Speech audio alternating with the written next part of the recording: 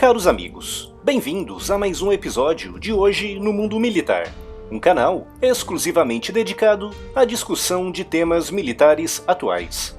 No vídeo de hoje falarei sobre os abrigos nucleares, como eles funcionam, como se pode fazer um e quanto custa. Todos nós sabemos que as bombas nucleares são armas com um poder de destruição terrível, mas a maioria não tem a real noção de quão poderoso é esse poder. Hoje em dia, as bombas nucleares modernas têm, em média, um poder de destruição de 200 a 250 quilotons, o que é cerca de 12 a 15 vezes o poder destrutivo que arrasou com as cidades de Hiroshima e Nagasaki em agosto de 1945. 1 quiloton equivale, grosso modo, a 1000 toneladas de TNT, o que significa que 250 quilotons provocam a mesma destruição que 250 mil toneladas de TNT. Se considerarmos que cada bombardeiro B-52 é capaz de transportar cerca de 30 toneladas de explosivos, uma única ogiva de 250 quilotons equivale à carga de bombas de, acreditem ou não, mais de 8.300 bombardeiros B-52, largando as suas bombas ao mesmo tempo e exatamente sobre o mesmo alvo. Como se proteger de um efeito devastador tão incrível como esse? Uma bomba de 250 quilotons, detonada a algumas centenas de metros de altitude, é capaz de incinerar instantaneamente tudo o que estiver num raio de 1.500 metros. E a sua onda de choque destruirá grande parte dos edifícios num raio de mais de 4 km do epicentro da explosão, com pessoas a até 6 km correndo o risco de ficarem com graves queimaduras de segundo e terceiro grau. Por isso, em caso de detonação nuclear, a dica é: quanto mais distante dela, melhor. Pouquíssimas estruturas na superfície são capazes de sobreviver ao impacto direto de uma explosão com essa potência. E é por esse motivo que os abrigos nucleares são subterrâneos, com os principais deles escavados a muitas centenas de metros de profundidade e diretamente na rocha. O maior e o mais bem preparado para resistir a uma detonação nuclear é o das Montanhas Cheyenne, nos Estados Unidos, a sede do NORAD, o Comando de Defesa Aeroespacial Norte-Americana, que já foi bastante destacado nesse vídeo, cujo link está aqui na descrição. Esse bunker foi escavado a 610 metros de profundidade, diretamente numa gigantesca rocha de granito, com os 15 edifícios no seu interior, assentados em grandes molas, capazes de absorver os tremores provocados por uma explosão nuclear, e com portas de 25 toneladas, projetadas para resistir à impressionante onda de choque. De acordo com os engenheiros que projetaram a estrutura, o NORAD pode resistir ao impacto direto de uma bomba de 2 megatons. Mas construir uma estrutura como essa é para poucos, com custos exorbitantes e com grandes dificuldades de engenharia. Por isso, para um cidadão comum, qual é a alternativa? Para se proteger do impacto direto de uma bomba nuclear numa grande cidade, infelizmente não há nenhuma forma garantida. Com edifícios ruindo, detritos, árvores, carros e caminhões lançados a centenas de quilômetros por hora para todos os lados devido à onda de choque, mesmo que uma pessoa tenha a sorte de se encontrar num estacionamento subterrâneo bem profundo, correrá o sério risco de ficar preso debaixo de toneladas de escombros. Por isso, partindo do princípio de que você se encontra a pelo menos 7 ou 8 quilômetros do epicentro de uma detonação nuclear, e portanto fora do alcance da onda de choque devastadora, você tem condições de se preparar e se proteger de outro efeito igualmente terrível: a contaminação radioativa. Qualquer pessoa a menos de 3 ou 4 quilômetros da explosão que consiga sobreviver irá invariavelmente morrer em poucos dias devido aos elevados níveis de radioatividade. Mas além dos 4 ou 5 quilômetros, as chances de sobreviver aumentam bastante, desde que você se proteja adequadamente, evitando, acima de tudo, a exposição ao ambiente. Quando uma bomba nuclear explode, ela lança toneladas de detritos para a atmosfera, e esses detritos são expostos a quantidades brutais de radiação.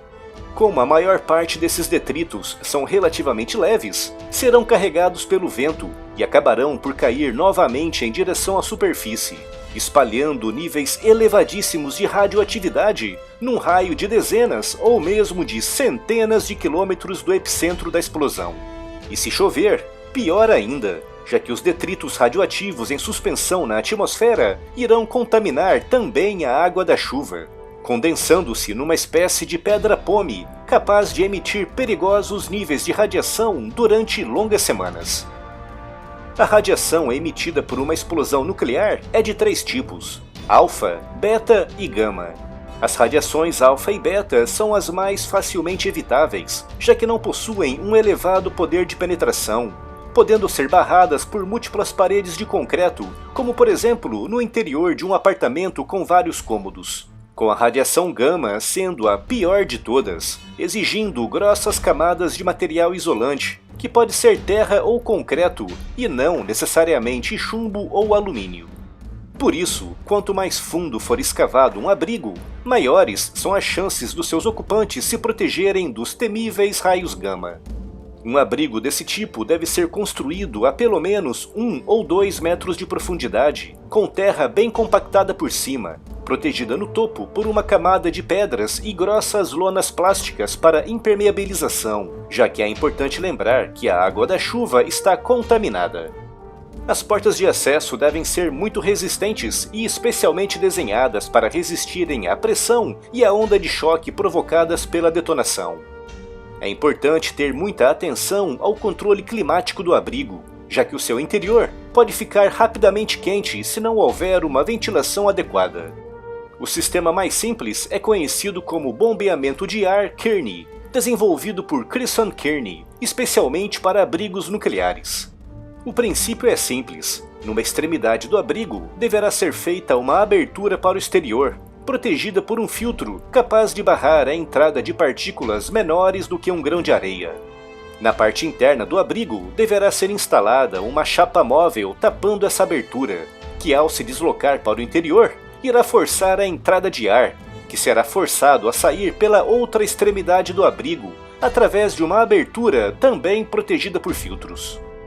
Esse mecanismo permitirá a constante renovação do ar, podendo ser facilmente acionado manualmente, sem a necessidade de baterias ou sistemas elétricos.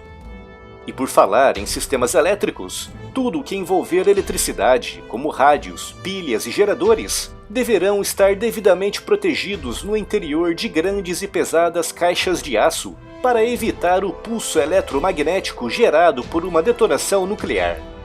Vale lembrar que qualquer equipamento elétrico ou eletrônico desprotegido será completamente torrado por esse pulso eletromagnético. O abrigo deverá ter suprimentos para pelo menos 6 semanas, especialmente água, com pelo menos 2 litros por pessoa por dia, o que significa que um abrigo desse tipo deverá ter no mínimo de 80 a 90 litros de água potável por pessoa. Os banhos, como é óbvio, estão fora de questão. Comida, de preferência enlatada, como feijões pré-cozidos, ervilhas, milho verde, carne enlatada, atum, bolachas e ovos desidratados. Quanto mais pré-cozido, melhor, já que a eletricidade e o gás serão itens extremamente raros. Numa situação como essa, não se pode esperar grandes banquetes, já que o objetivo é apenas não morrer de fome ou de sede. Outros itens importantes que não podem faltar são enxadas, pás, serras, martelos, velas para iluminação, lanternas, rádios, walkie-talkies, muitas pilhas, tudo devidamente protegido em caixas de aço, e também medicamentos como kits de primeiros socorros, remédios para febre e antibióticos. Não podemos nos esquecer também de ingerir pelo menos 130 mg por dia de iodeto de potássio, importante para proteger a tireoide dos efeitos cancerígenos da radiação. Se você estiver a menos de 15 ou 20 km do epicentro de uma detonação nuclear, não poderá, em hipótese alguma, sair do abrigo nos primeiros 5 ou 6 dias, limitando as saídas a apenas 1 hora de duração após esse período durante a semana seguinte. Ao fim de 3 semanas, poderá permanecer um máximo de 3 ou 4 horas por dia fora do abrigo, mas sempre com capa de chuva e botas grossas, que nunca deverão entrar no interior da área habitável. A prioridade deverá ser a retirada dos detritos da área próxima ao abrigo, empurrando-os para uma vala previamente preparada para esse efeito, a pelo menos 25 ou 30 metros de distância. Ao fim de 6 semanas, um adulto já poderá passar 10 ou 12 horas por dia ao ar livre, mas nos primeiros 3 ou 4 meses, as noites deverão ser passadas no interior do abrigo. É importante lembrar que uma detonação nuclear, ao contrário, por exemplo, de um acidente numa usina nuclear, emite níveis de radiação que tipicamente voltam aos níveis toleráveis ao fim de 1 ou 2 meses. Isso porque uma usina nuclear possui normalmente muito mais material radioativo, cuja emissão de radiação é bem mais lenta e muito mais constante. Durante 6 meses, deve-se evitar ao máximo o consumo de vegetais cultivados a menos de 100 km do epicentro de uma detonação nuclear, o que vale também para carnes e peixes. Mas quanto custa construir uma estrutura desse tipo? Um abrigo para uma família de 4 pessoas deve ter entre 25 e 30 metros quadrados, com uma pequena área com beliches, um pequeno banheiro, uma área para refeições e grandes espaços para o estoque de água, comida e remédios. Construir algo assim a vários metros de profundidade, com alicerces muito resistentes, um sistema adequado de ventilação, portas especiais anti-onda de choque, e enchê-lo de mantimentos para pelo menos 6 ou 8 semanas, pode custar, à vontade, várias centenas de milhares de reais. O preço pode variar muito dependendo da região, mas para se construir algo realmente bem feito, duvido que fique por menos de 150 ou 200 mil reais. Felizmente, o Brasil não é um alvo prioritário em caso de guerra nuclear, mesmo se for em larga escala, com os principais alvos localizados no hemisfério norte, principalmente nos Estados Unidos, na Rússia, na Europa e na Ásia.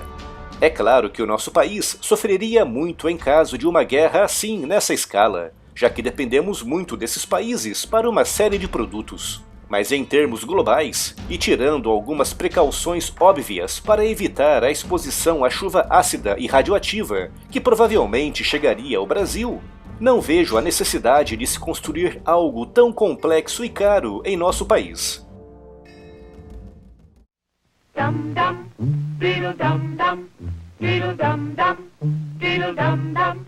There was a turtle by the name of Bert, and Bert the turtle was very alert.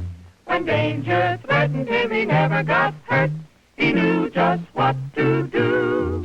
He ducked and covered, duck and cover. He did what we all must learn to do. You And you and you and you duck